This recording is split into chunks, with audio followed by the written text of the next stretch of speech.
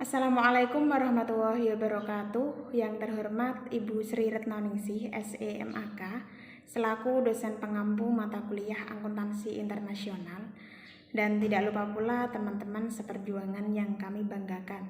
Kami di sini dari kelompok 8 kelas akuntansi A1 akan mempresentasikan hasil dari diskusi kami yang berjudul PSAK 16 revisi tahun 2011 aset tetap dan PSAK 26 revisi tahun 2011 biaya pinjaman. Sebelum masuk ke bagian pemaparan materi, saya akan memperkenalkan nama dari anggota kelompok kami. Yang pertama ada Lutfiatul Komariah dengan NIM 18101021010 dan yang kedua ada saya sendiri Lailatul Nikmah dengan NIM 18101021054 dan yang terakhir ada Mida Desriani dengan NIM 18101021057. Untuk mempersingkat waktu, dipersilahkan untuk narasumber pertama. Yang pertama ada PSAK 16 revisi 2011 aset tetap. Aset tetap adalah aset berwujud yang dimiliki untuk digunakan dalam produksi atau penyediaan barang atau jasa, untuk direntalkan kepada pihak lain atau untuk tujuan administratif.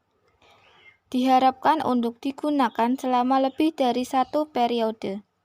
Aset tetap seringkali merupakan komponen yang signifikan dalam neraca perusahaan. Aset tetap bersifat tangible dan digunakan dalam jangka panjang. Slide selanjutnya yaitu pengakuan. Biaya perolehan aset tetap harus diakui sebagai aset jika dan hanya jika 1. Kemungkinan besar entitas akan memperoleh manfaat ekonomi masa depan dari aset tersebut. Kedua, biaya perolehan aset dapat diukur secara andal. Aset tetap dapat diperoleh untuk alasan keamanan atau lingkungan. Perolehan aset tetap semacam itu, walaupun tidak secara langsung meningkatkan manfaat ekonomi masa depan dari suatu aset tetap yang ada, mungkin diperlukan bagi entitas untuk memperoleh manfaat ekonomi masa depan dari aset lain yang terkait. Dalam keadaan ini, perolehan aset tetap semacam itu memenuhi kualifikasi untuk diakui sebagai aset, karena aset tersebut memungkinkan entitas memperoleh manfaat ekonomi masa depan yang lebih besar dari aset-aset terkait dibandingkan dengan manfaat ekonomi yang dihasilkan. Selanjutnya, pengukuran awal. Suatu aset tetap yang memenuhi kualifikasi untuk diakui sebagai aset pada awalnya harus diukur sebesar biaya perolehan. Biaya perolehan aset tetap meliputi A. Harga perolehannya.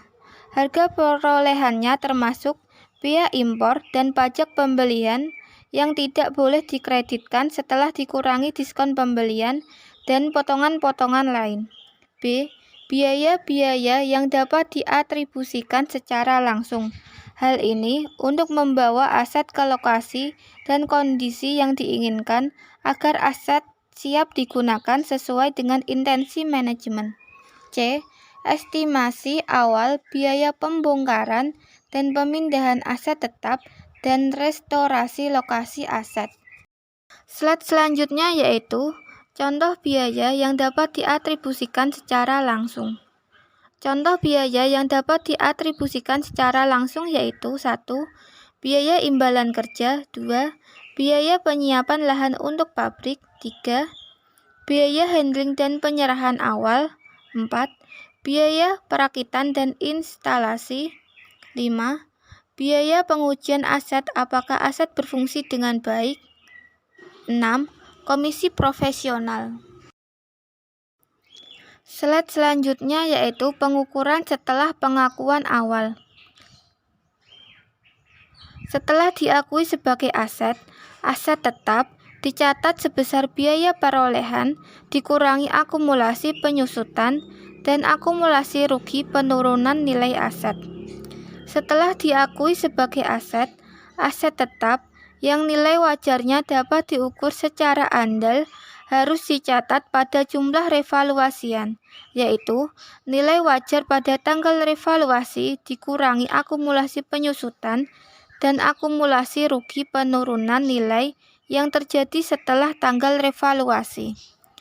Revaluasi harus dilakukan dengan keteraturan yang cukup reguler untuk memastikan bahwa jumlah tercatat tidak berbeda secara material dari jumlah yang ditentukan dengan menggunakan nilai wajar pada akhir periode pelaporan. Untuk penyusutan adalah alokasi sistematis jumlah yang dapat disusutkan dari suatu aset selama umur manfaatnya. Setiap bagian aset tetap yang memiliki biaya perolehan cukup signifikan terhadap total biaya perolehan seluruh aset harus disusutkan secara terpisah. Untuk penyusutan selanjutnya, yang pertama, setiap bagian dari aset tetap yang memiliki biaya perolehan secara signifikan terhadap total biaya perolehan seluruh aset harus disusutkan secara terpisah. Selanjutnya, beban penyusutan untuk setiap periode harus diakui dalam laporan laba rugi, kecuali jika beban tersebut dimasukkan dalam jumlah tercatat aset-aset lainnya. Selanjutnya, jumlah tersusutkan dari suatu aset dialokasikan secara sistematis sepanjang umur manfaatnya. Nilai residu dan umur manfaat setiap aset tetap harus direview minimum setiap akhir tahun buku. Jika ternyata hasil review berbeda dengan estimasi sebelumnya, perbedaan tersebut harus diperlakukan sebagai perubahan estimasi akumulasi sesuai dengan PSAK 25 revisi tahun 2009, yaitu laba atau rugi bersih untuk periode berjalan, koreksi kesalahan mendasar, dan perubahan kebijakan akuntansi.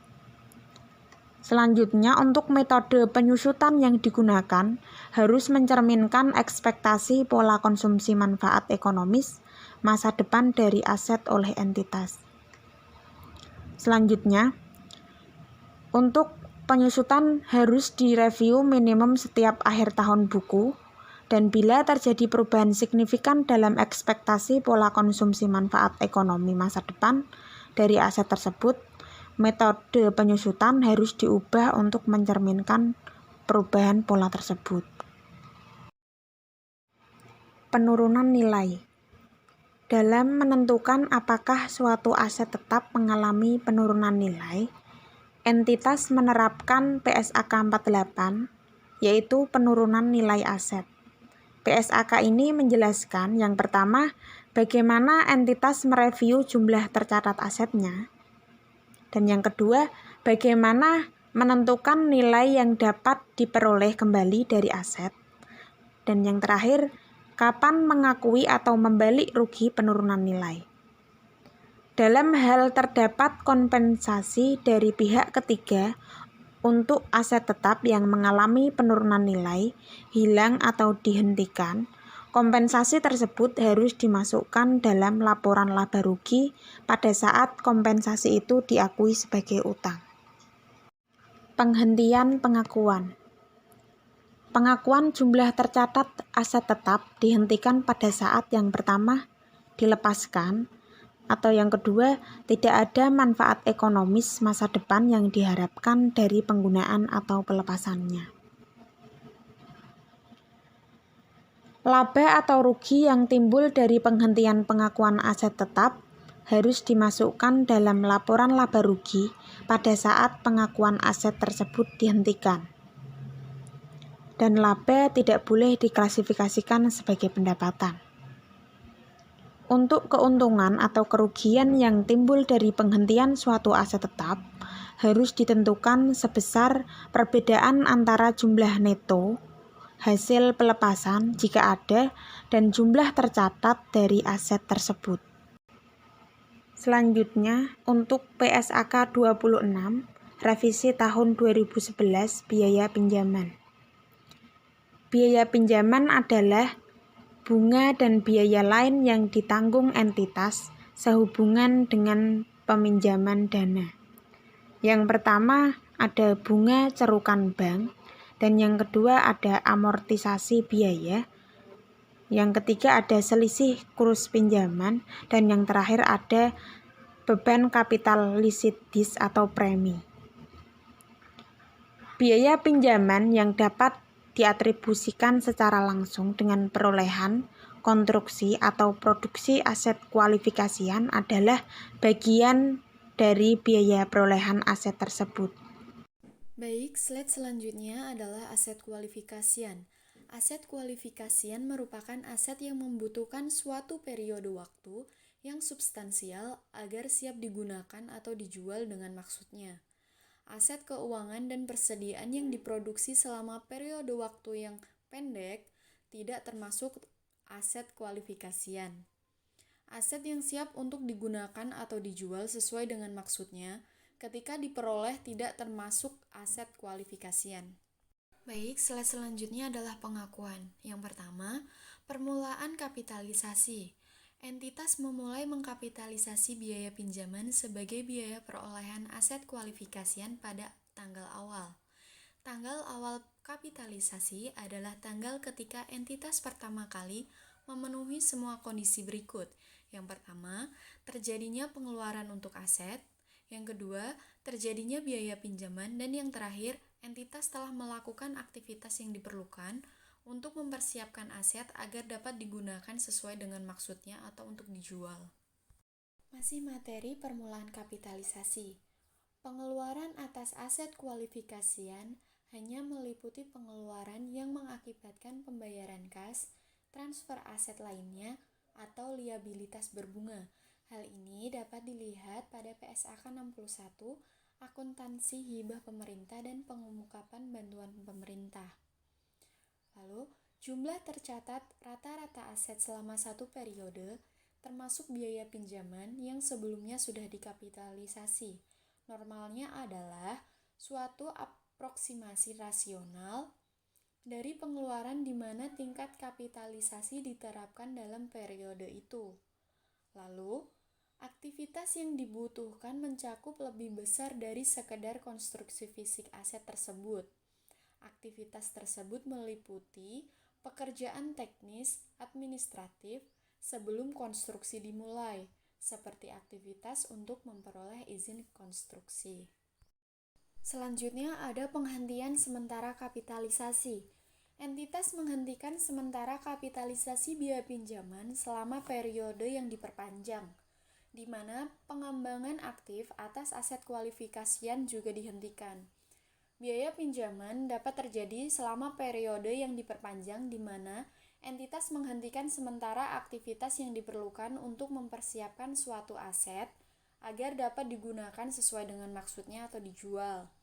Biaya pinjaman tersebut adalah biaya kepemilikan aset yang selesai sebagian dan tidak memenuhi syarat untuk kapitalisasi. Sedangkan entitas tidak menghentikan sementara kapitalisasi biaya pinjaman selama periode ketika entitas sedang melakukan pekerjaan teknis dan administratif yang signifikan. Entitas juga tidak menghentikan sementara kapitalisasi biaya pinjaman ketika penundaan sementara menjadi bagian dari proses yang diperlukan untuk mempersiapkan aset agar siap untuk digunakan sesuai dengan maksudnya atau dijual. Selanjutnya ada penghentian kapitalisasi. Entitas menghentikan kapitalisasi biaya pinjaman ketika secara substansial seluruh aktivitas yang diperlukan untuk mempersiapkan aset kualifikasian agar dapat digunakan sesuai maksudnya atau dijual setelah selesai. Secara umum, suatu aset siap digunakan sesuai dengan maksudnya atau dijual ketika konstruksi ISIK selesai, walaupun pekerjaan rutin administratif mungkin masih berlanjut. Ketika konstruksi aset kualifikasi yang diselesaikan per bagian, setiap bagian dapat digunakan selama berlangsungnya konstruksi bagian lain, maka entitas menghentikan kapitalisasi biaya pinjaman untuk bagian tersebut. Aktivitas untuk menyiapkan bagian tersebut dapat digunakan sesuai dengan maksudnya atau dijual setelah selesai secara substansial. Sekian yang dapat kami sampaikan. Apabila ada kekurangan ataupun kesalahan, kami mohon maaf yang sebesar-besarnya. Wassalamualaikum warahmatullahi wabarakatuh.